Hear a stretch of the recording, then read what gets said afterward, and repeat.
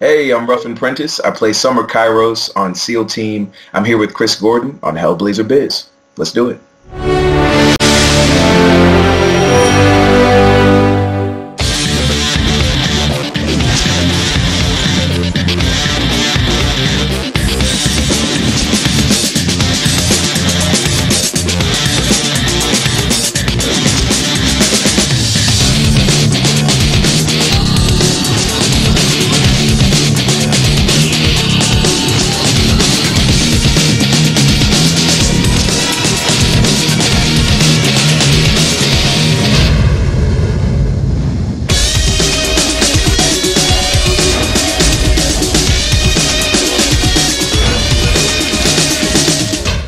Good morning, good afternoon, good evening, and good night, wherever you may be in the world right now. This is Hellblazer Biz, and I am your host, the one and only Chris Gordon.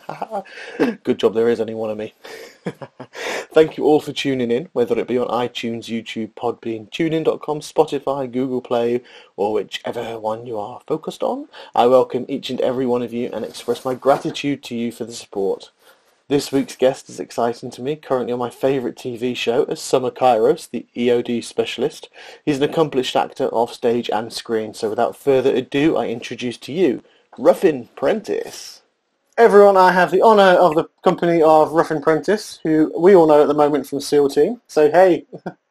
How you doing? I'm good. I appreciate you coming on, I really do.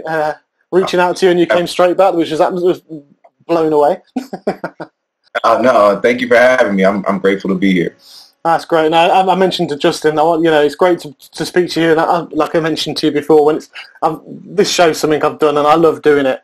But when it's a show that I really love and believe in, like SEAL Team, because the last military show that I watched and loved was Band of Brothers, and that's got to be. And I would equal SEAL Team. Obviously, some in places better because it's it's modern day. But I'd equal it to that sort of standard and quality of a show. So it's outstanding. That's a huge compliment. I mean, of course, what I like to say, me coming in new to the season, new to the show, is just seeing the dedication that everybody brings to it. Mm-hmm. So to equate it to a Band of Brothers is a huge compliment because that was, such a great show, such a greght military show. It was absolutely phenomenal. I was in tears throughout that, watching it and just seeing what I've not done active service. I used to be in the reserves. I was a trainee officer for 4 years while I was at uni. It's like your ROTC. It was that kind of thing. Sure. And then I joined the Navy Reserves. I've always had this interest in the military, but I kind of I drank too much and ate too much, so my body kind of, instead of going taller, my body went a little bit wider, and I couldn't get in. They wouldn't let me in. Sometimes it's tough, man, that line between the work and enjoying yourself, Yeah. Well, we do that as actors all the time. So, I'll find myself like, hey, I've been having too much fun. Let me slim it back down. Yeah. I've actually blamed the army for it because it was, I used to go away and they feed you up on all the, cooked breakfasts and everything. And we had that at weekends. They drank and drank. But then during the week I was back at university studying, and I found sometimes it was just hard to get out of the fact that I'm still. I completely understand that. You got one routine on this end and one routine on the other. Yeah, it's tough to maintain. It is. It didn't stay for long, but just long enough for me not to get in, sadly. But so I've got huge respect for anyone who goes in, and that's kind of absolutely. When Band of Brothers came out, I did reenacting for a while as well. I was doing World War II reenacting as a US paratroop. I did some sponsored walk 30 miles around a lake in the UK, dressed in full World War II kit with everything, apart from the rifle, everything else was on, and the weight and everything. God, that was hard going. Corker and boots, the lot. Yeah, and the steel helmet. It was good. But I've met friends with loads of Vietnam veterans because I kind of ran a reenactment group based on Vietnam, which were not the SEALs, sorry, they were the LERPs, which were kind of like the Army SEAls and things. Excuse me. Oh, bless you. And so they were kind of they were special. I'm still friends with them because I reached out to that, and this is where my real interest in obviously more modern from Vietnam has been going forward. I know this is a long story for you. Sorry, sorry, but. We're just having dialogue. I'm just here, man. Yeah, so it's like I obviously reached out to those guys because I said, look, I've not been in the military service, but I'd like to represent you and go to history shows and teach. Within about 2 hours, I had about 10 responses. I'd only emailed one guy, and he forwarded it on. And I had all these people replying to me saying, "Oh my God, someone wants to remember us. I can't believe you'd like to do this." And Absolutely. I mean, hang on, I'll show you this. I've got things here they sent to me. I mean, I'm not sure how well this can translate that. It was made of velvet. Wow. It was made in Vietnam, and there's a nice little scroll. I don't know if you can say third recall, things like that, and like nice little book here, which is this like the officer's patrol book.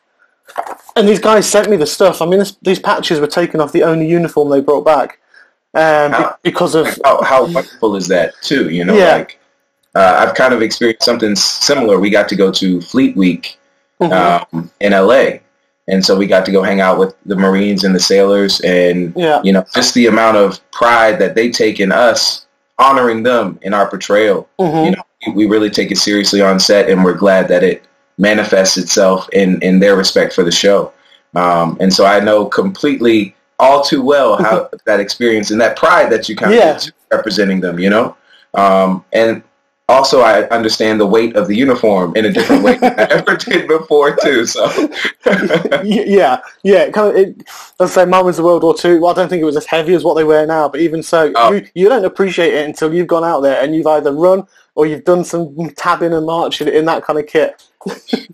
We got suited up to dress as if we were doing a halo jump from a plane, you know, and that weight is pretty incredible with the oxygen mask on, and it's impressive. I have nothing but respect. I think I can't say that enough. Exactly, and then you've got the canine handler of the team who'll actually have the dog as well as everything else. Actually has a dog attached to him. Yeah. Justin Melnick is a superhero. Let's just put it like that.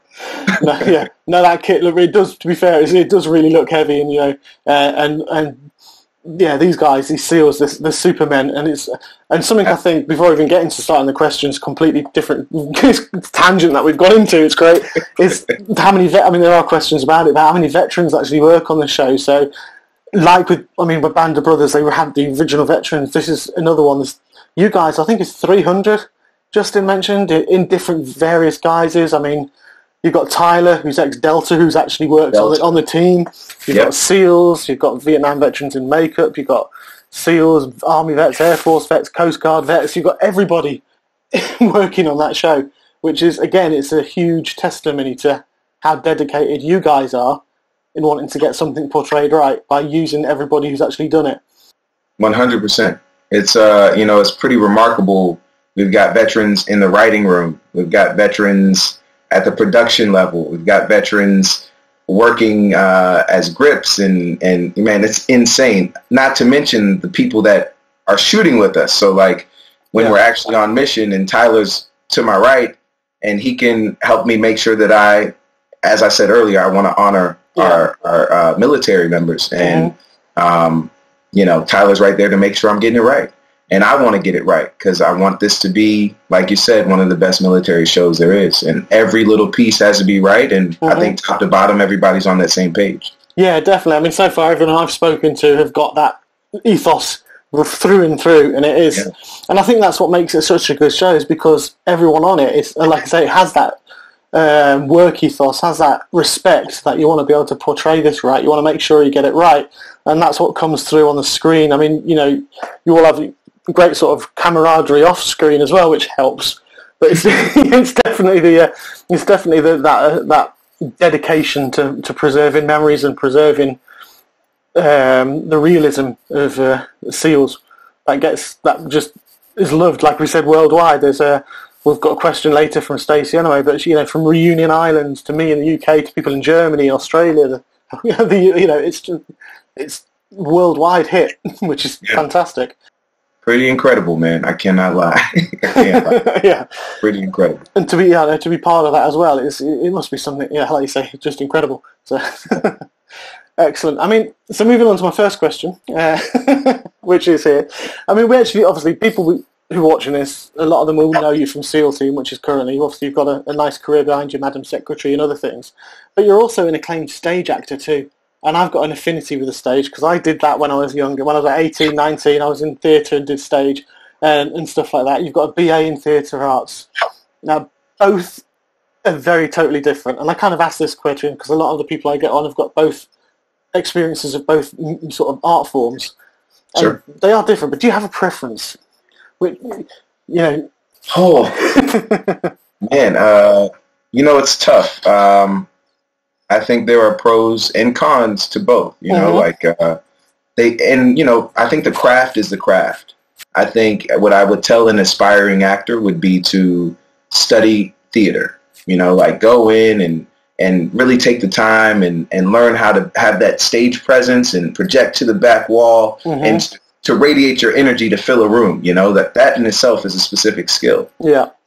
But at the core of it, it's always learning how to tell the truth in the moment, in your imaginary circumstances. And so once you're able to do that, when you get a camera in front of you, it's like, okay, I've got to be able to act like this thing isn't here, but I've also got to be able to tell the story directly to it. But it all boils down to truth. In terms of preference, that's hard. I think it depends on the time of year. I live here in New York. I'm based in New York, and so this is one of the theater capitals of the world.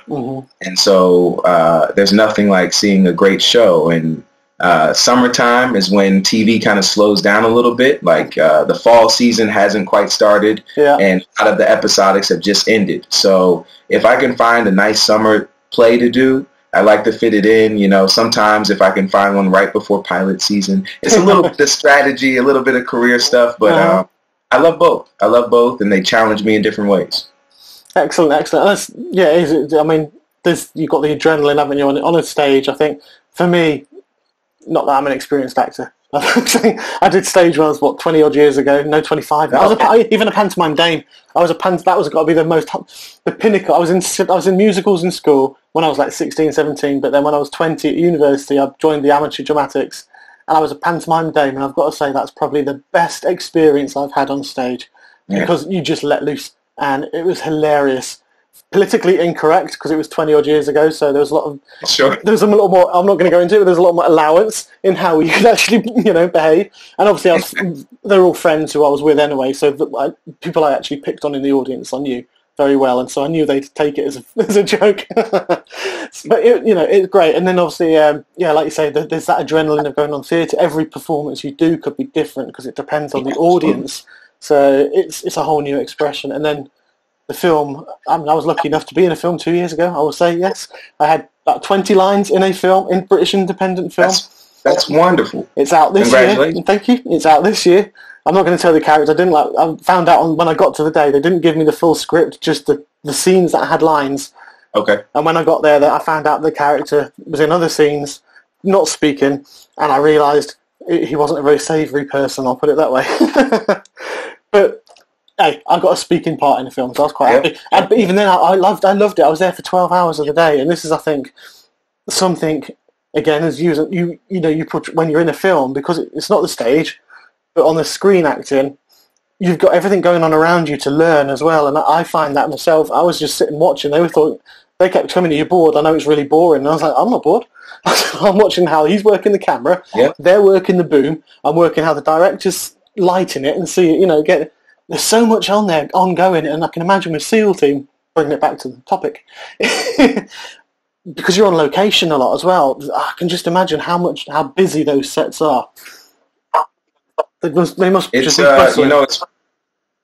It's really remarkable because the show is on CBS, one of the biggest networks here in the States. It's a thing where they've really got it down to a pretty well-oiled machine.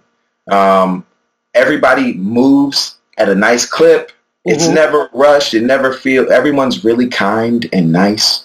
And so everybody moves really efficiently.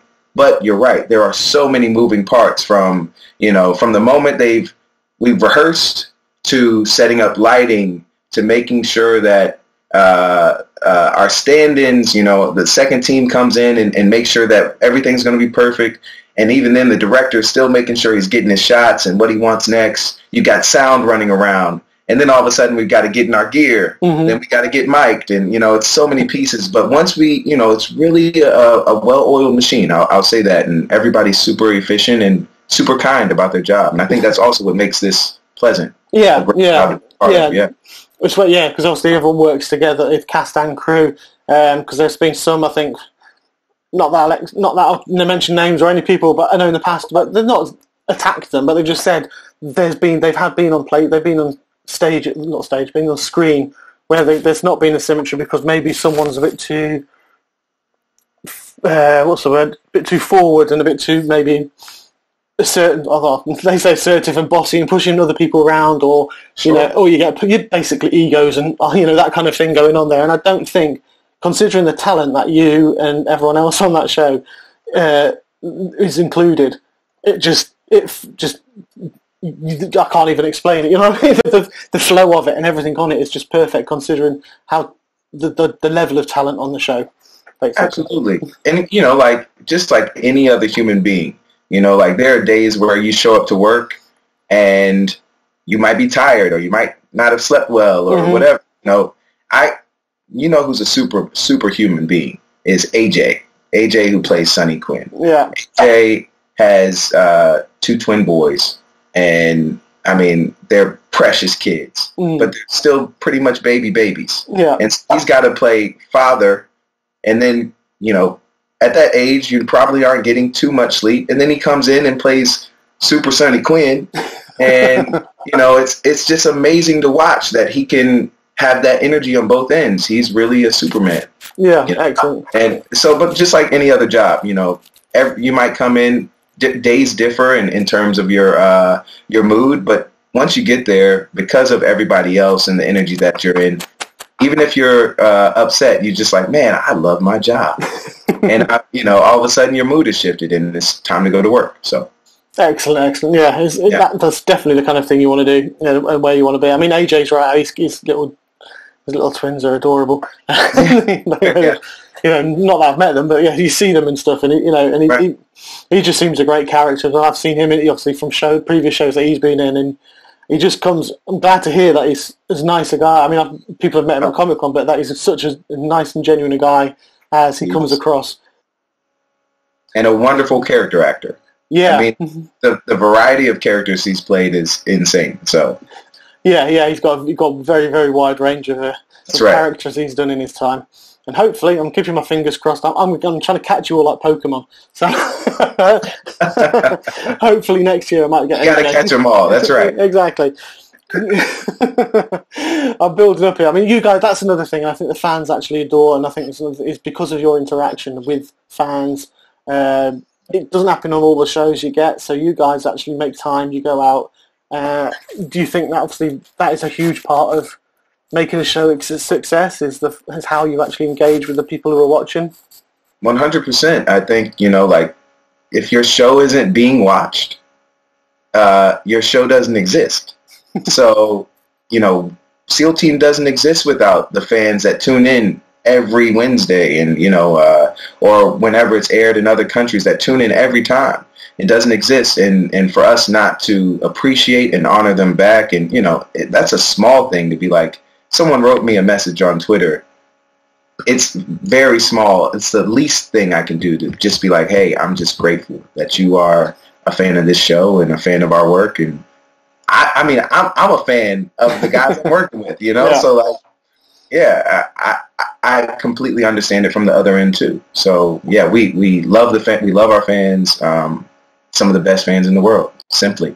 Yeah, I've got to say, I mean, I've only joined the fandom recently because, I mean, I've had this is my dilemma is I've had SEAL Team on my DVR for about since it came out, but because I was working in London for a year, I had to stay in London, go down on a Sunday lunchtime, come back on a Thursday night, Friday morning.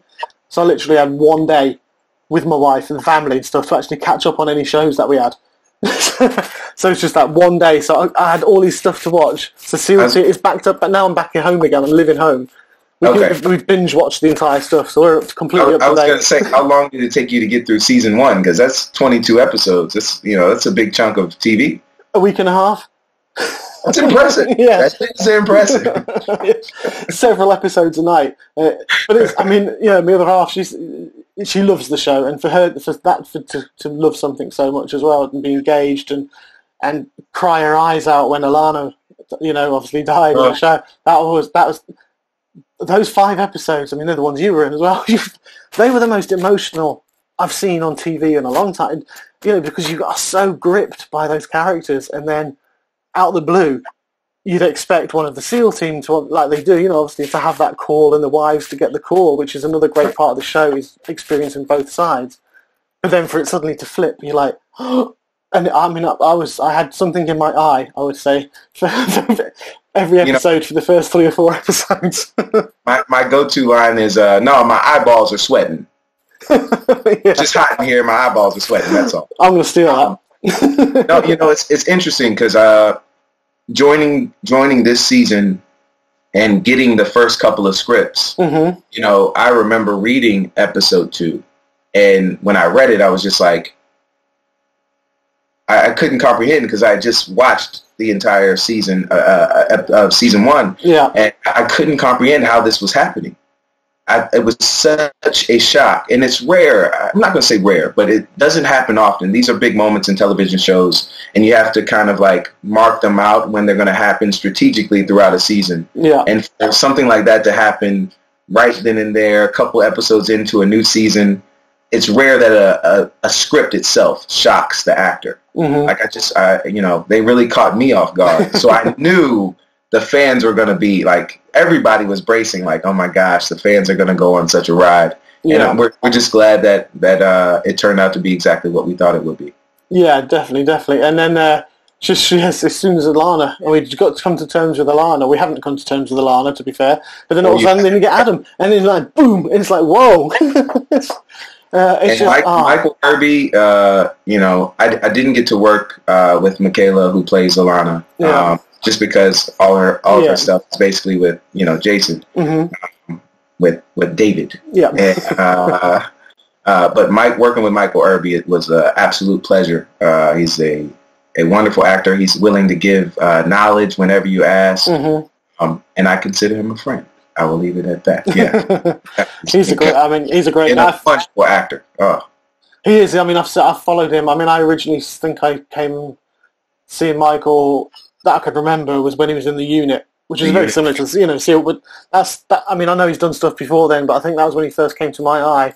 And I've tried to watch everything I've seen, see his name in, because you're right, he is another one. He's very diverse, very brilliant actor. And now have you seen his new show, The Mayans? No, I've not seen that. I don't think it's here yet. I'll have to look. It's essentially a spin-off of Sons of Anarchy. So. Oh, cool. All right, I can see him in that.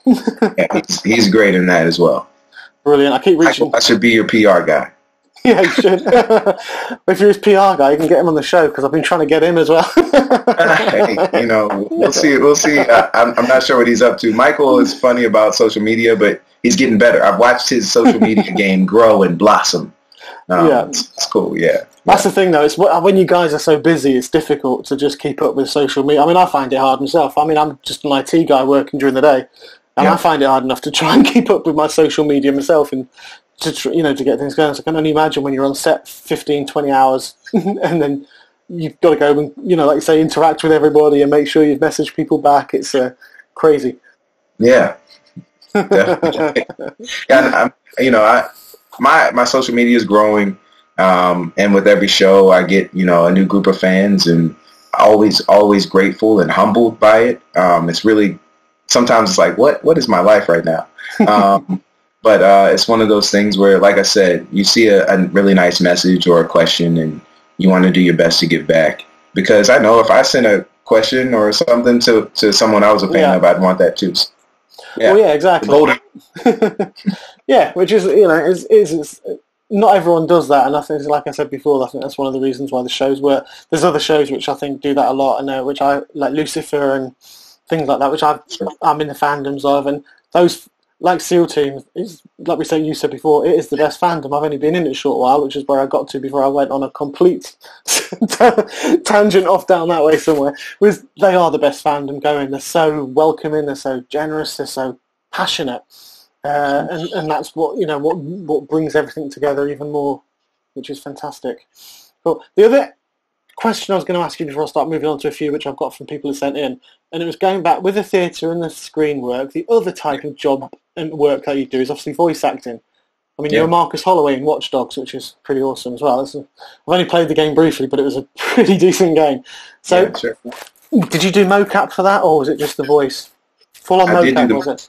I did the motion capture. Now, I mean, like, if you see Marcus Holloway, who plays he's a hacker in a what do you call it? A cell of hackers called DedSec, and you'll see him doing like parkour and crazy karate stuff.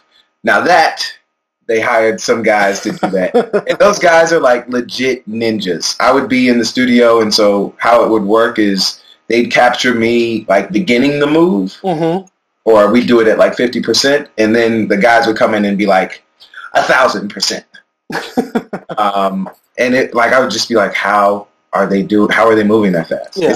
But no, I did get to do the motion capture, so all of the cut scenes and story points, it was a lot of fun. And so like, you asked me the difference between, or what I prefer between film and theater. I think video games is like the perfect medium.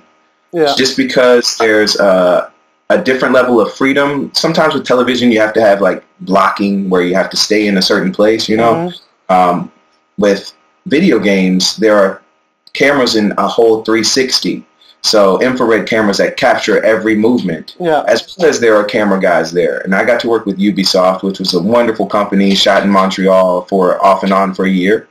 And you get the freedom of theater with the capture of television and film. It really is a spectacular experience. Yeah. And then to see it like animated and completely rendered, it's like, that kind of looks like me. That's definitely my voice.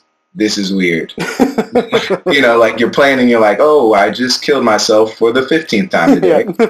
So, it's a lot of fun. Excellent. I mean, I've had the Assassin's Creed guys have been on my show a few times. Matt Ryan, who's Edward Kenway, the two Fry twins, Jacob, and they're from, obviously, I don't know if you're gamer, but they're from the late Assassin's Creed Syndicate, the two main, Jacob and Evie Fry twins, and it's great listening to that because they've not told me about the ninja bit. They must have led me to believe that they were doing all that themselves. Don't get me wrong, I got to do a couple of things, but like, when it came to, like, so my character has what's called a thunderball, which is a pool ball with a hole in it and bungee cord on the end. So it's essentially like a nunchuck with a heavy weight on the end. And, I could do this like to the side of me, but like to actually... Oh yeah, do the full on.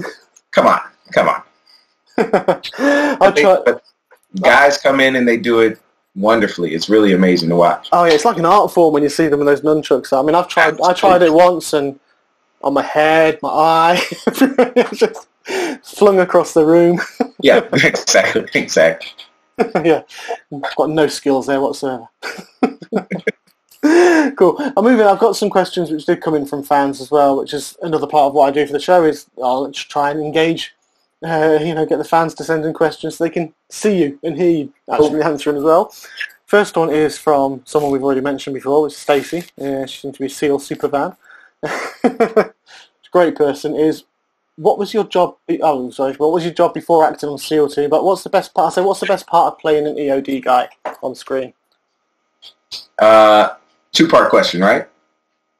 All right. Yep. My job before SEAL Team, I did two things. I had just guest starred on this show called The Good Fight on CBS, and I played a police officer who has to deal with one of the main character's mothers who gets caught up in a DUI by accident, right? Which was a ton of fun. And then right before that, I was recurring on this show called The Arrangement, which was on the E! Network, and I played a character named Xavier Hughes, who is a world-renowned jazz pianist who falls into like a love triangle. Yeah. So all this to say, very different roles compared to coming into SEAL Team. Coming in to play a Navy EOD, I did a lot of research. I watched some documentaries. I watched some I went just on the Navy site to see what you have to do to become an EOD, just the regular basics to find out. And then I saw some videos. Navy EODs go through so much training, jump training, diving training, because their job essentially is, even if they are paired with, say, a SEAL team, if they have to, their job is to get to the ordnance, to the actual explosive, and make sure that it doesn't go off. And so, I got in touch with a friend of mine I'm from Virginia, and a friend of mine had a friend who was an Army EOD. And so just you just find ways to get in touch with people who have lived that life. And I picked his brain a little bit, and I'm grateful to you, Josh. I'm sending that out to you right now. Thank you, Josh. You just try to get into the mindset of what it's like, because you're putting yourself in harm's way immediately by being in this close proximity to this device. It's just figuring out how to breathe and stay steady. And it's really interesting. We've played with something with Summer Kairos, where he's got this Zen quality to him. Yeah. And the only time we really see him kind of be silly or bother someone is when he's with Sonny. And they kind of have their little jabs back and forth, which has been a lot of fun to play with.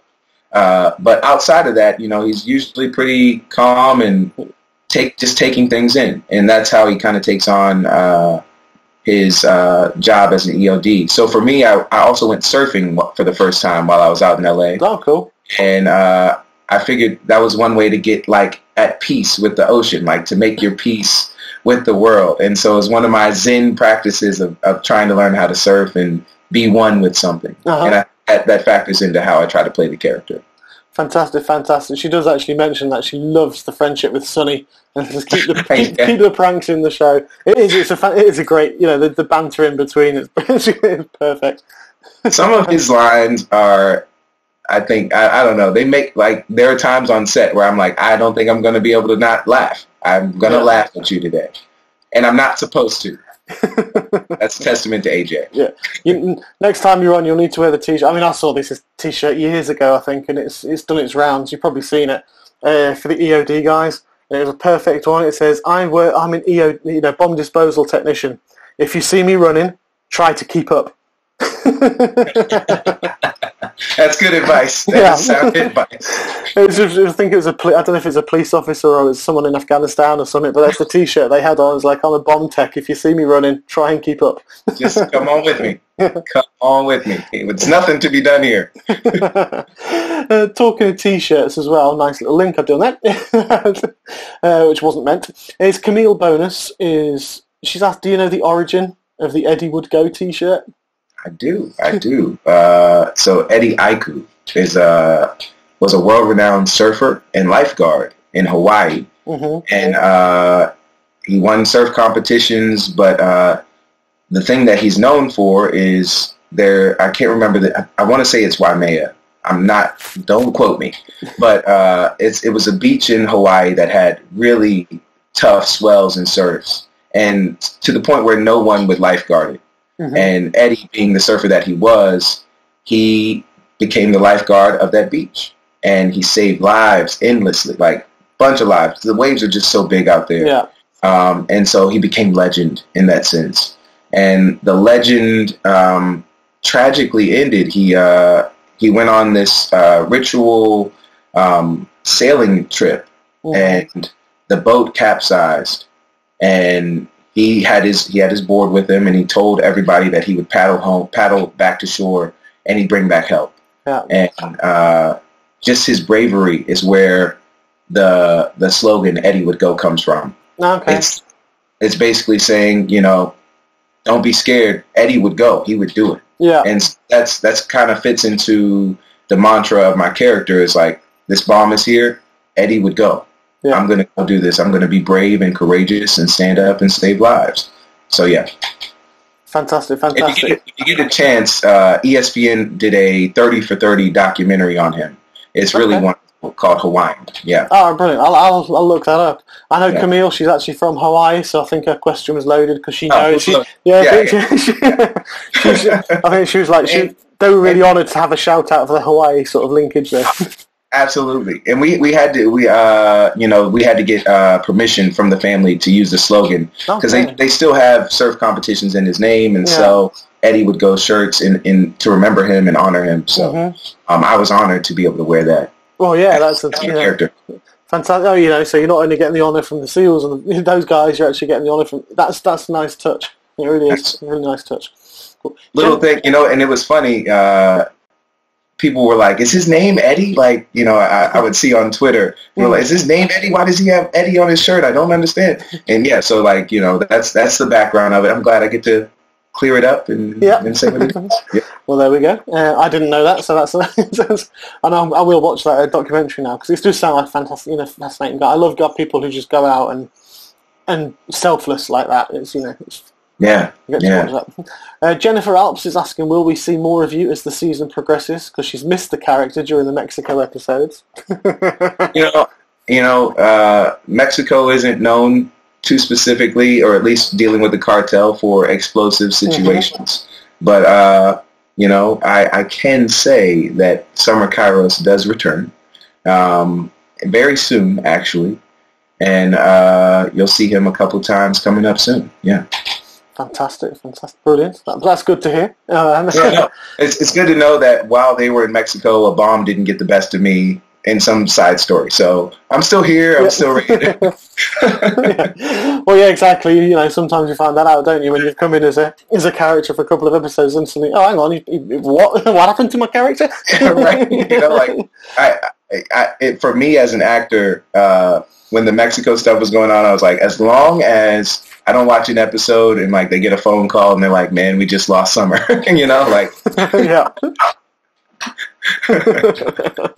Yeah, that'd be devastating. But no, it's good to see that. I read that's Stacey's comment before, the relationship that you got with Sonny and the rest of the team. It's just brilliant. The banter, it's the lightheartedness, and again, one of those moments where my eyes were sweating, to use your phrase. It was when when bringing Adam's coffin back in, and then it was that there was a silence there because obviously you were carrying it. Jason came in. Which I was sitting there, I was waiting, I was like, Jason's going to come, and then sure enough, the silhouette, Jason come, you just moved aside as they came in. My wife was gutted, she was like, he just got pushed out. I was like, there's a respect. I said, that's because he wasn't part of the full team, and he wanted, because Jason wasn't there, the numbers were there to show you respect, but when Jason came, the numbers were there, they were his team, his full team, so you respectfully took a seat while they did the honours. It's it's interesting because I not having as much knowledge about our military as I should, or about the Navy. I've known SEALs and seen hundreds of movies about them. I think I didn't even know this, but my dad was like, "You got a second cousin that's a SEAL," and I was like, "What? I didn't know that." So like all this to say, I didn't really know how it all worked, and so coming in when I got the part, I was like, am I a SEAL or am I just a Navy EOD? And those are two separate things. And so while Navy EODs go through what's called Green Team with SEALs, so that can be a perfect attachment to a SEAL team, we are not Navy SEALs. And so, like I said, my job is to help us get to where we're going. Like if I have to shoot, if I have to do whatever, but my job is once we get there to protect us from this bomb and dispose of it. So so when Jason comes back in, I'm letting the SEALs be with the SEAls. There's even I stand with them. I don't know if you remember, they start to say the creed. And I stand with them, but I don't say the words because it's not my creed. But in honor of Adam, and what I can say too is that day on set, there's something really eerie. Even though we know, like, you, Ruffin, the actor, knows that there's no actual body in the casket. There's we haven't lost a life, but there was this palpable energy of having a casket on set with an American flag over it and just feeling like we lost one of our brothers. And that's what I love about being on the set, is there is a true brotherhood. And I trust these guys, as much as I would going out at night, hanging out, or if I needed something serious as friends. It's a true brotherhood. It's a great show to be a part of. Excellent, and that's a nice feeling as well. I mean, I can imagine it would send chills. It sends chills at me now just thinking of a scene like that where because it's like you say, there's nothing in there, but the scenes that we've seen over the past umpteen years of those very same coffins coming home with the flags. Yeah. Every time I watch it sends goosebumps. I can feel myself now just thinking of not just British Americans, a lot, just seeing them all coming in, and it's just a horrifying thing, and it's a sad part of what they signed to do, which is that's what can't stand it when people they signed up to do that. Yeah, they signed up to do it, but it's bloody sad when it happens because Absolutely. It's not expected, and then for someone to give the Vietnam veterans, going back to them, they've got something. Some gave all. No, all gave some gave all, and I think that's a creed that stays on, and that touches me so much because it's true. Because every single serving person gives everything they've got, and then obviously some of them they go on an internal patrol, is how I class it, sure. and it's to see that being respectfully done, like it is on SEAL Team, is a really nice thing to see. It's a lovely tribute to all those who have. Yeah. Cool. And I know, kind of going back to your EOD thing as well, not being part of the SEALs, I remember because I watched a SEAL documentary for Vietnam again. I was a bit of a geek, so I was learning the whole subject because their medics never used to be. The SEALs, the medic team in the team always used to be a Navy medic, a Navy corpsman, rather than an actual SEAL. So it was very, very similar. That they went through the first. I think they went through. I don't know if they didn't do buds, but they did certain parts of it enough to keep them with the team. Exactly. You got to be able to move with the team so that you can't slow them down. Mm-hmm. But if they need another gun or another fighter, they'll probably get another SEAL before they bring an EOD. Yeah. Just to make sure that if there's any traps or we think that there's any explosives threat, that I'm there to take care of the business. Exactly, which is I think what I do like about Summer is that I think he's very mission ready, and I think that's why Jason chooses him after that first episode and says, "Hey, do you want to be a permanent attachment?" And it's kind of cool, like seeing it in the script. Mm-hmm. Ruffin sitting there having a conversation with David, and David being like, "Hey, you want to join my team?" It's kind of like the fanboy, and he's like, "Yeah, what?" Really? So it's cool to have my character go through that and also just be working with David and all these wonderful actors. Yeah, definitely. I mean, what's it like working with David? I mean, he's another. I mean, they are. I'm not going to knock anyone because the entire cast I've seen from others, including yourself, shown from every other areas, and it's a top-notch cast. But David himself, what's it like working with him as someone? Because I mean, he's a powerhouse in his own right as well. What's really wonderful is David wears a lot of hats on the show. Mm-hmm. He's obviously our number one actor. He's number one on the call sheet. He's an executive producer. Yep. He directs episodes. David is a true leader, and that's what manifests in the show. The chemistry that you see with us on set and in Mission, when David says something, when Jason Hayes says something, we believe it. We truly fall behind it, and we're ready to go into battle because David himself is a great leader. So he's wonderful to work with. Fantastic. I know he has got multiple hats as well. I like that about actors. I mean, is that something? Have you wanted to delve some tangent again into the directing as well? Because I think that they can. What's the word? I can't think of the word. Help each other. I'm trying to think of a nice word around, but help when you're a director to direct other people acting because you've been an actor, so you kind of know how they move and vice versa. Do you think that's an important thing to do?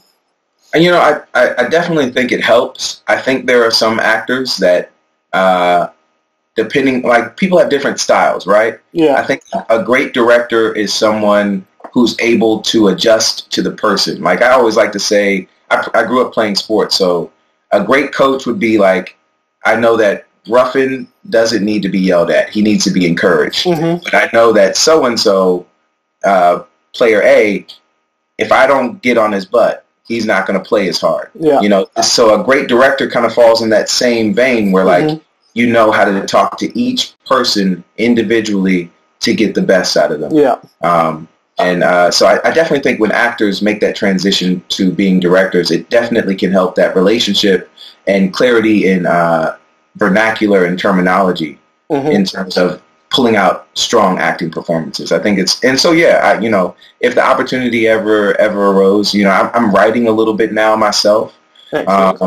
Not with the idea of me directing, but with the idea of me acting in, some of the things that I'm writing.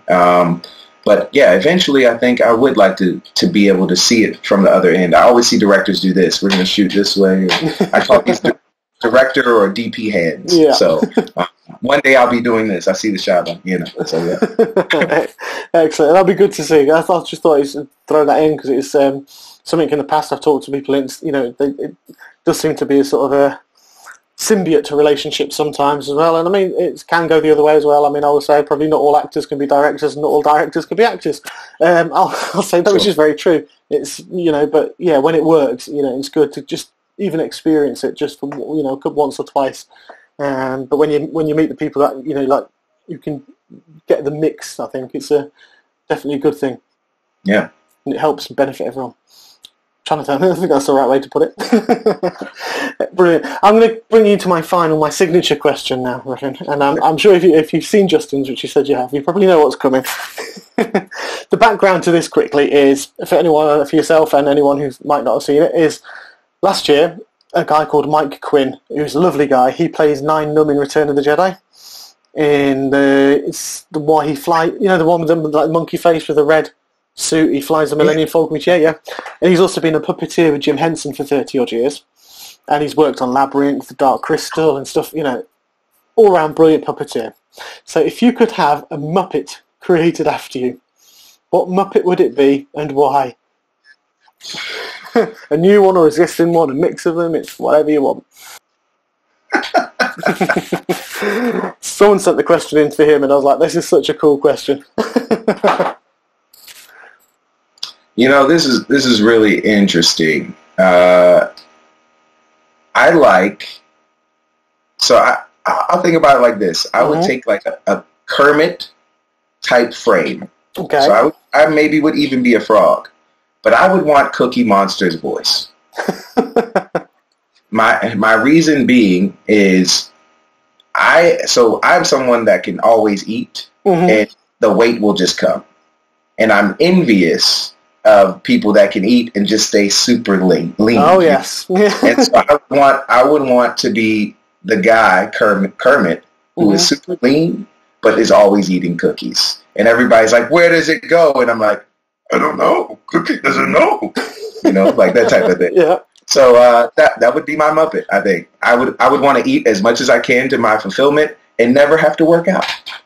That's pretty cool. A Cookie Kermit. Cookie Kermit. Yeah. Cookie Kermit. It's a great impression as well. It's like, it's like Cookie. Yeah, that's about as far as I can get it with it. I did my Kermit one, and I did my Kermit to Mike Quinn, this guy, and he was just like, yeah. And I thought I was really quite impressed with my Kermit and my Yoda, and he was just like, okay. I was like, I even sang. I was like, "Why are there so many songs about rainbows?" That's my Kermit. That's great.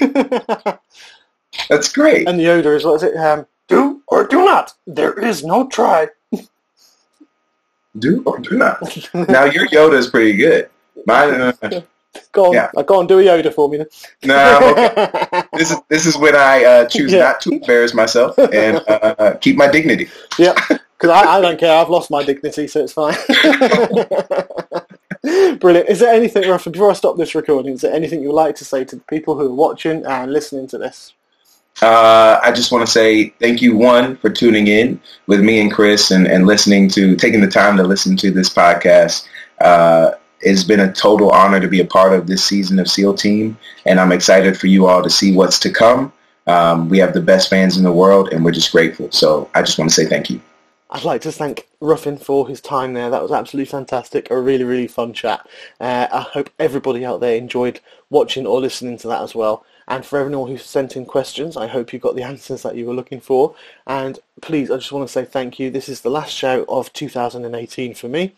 I would like to say thank you to everybody who supported me in 2018 and earlier, and who continues to support me. especially the SEAL teamers at the moment, to try and help me get on the rest of the cast, because I would love to talk to the rest of Bravo team in 2019. So please, please, please keep that support going. You don't know how much I appreciate it, because without you this show is nothing. So thank you very much. Anyway, I want to just say Merry Christmas or Happy Holidays, whichever you may celebrate at this time of year.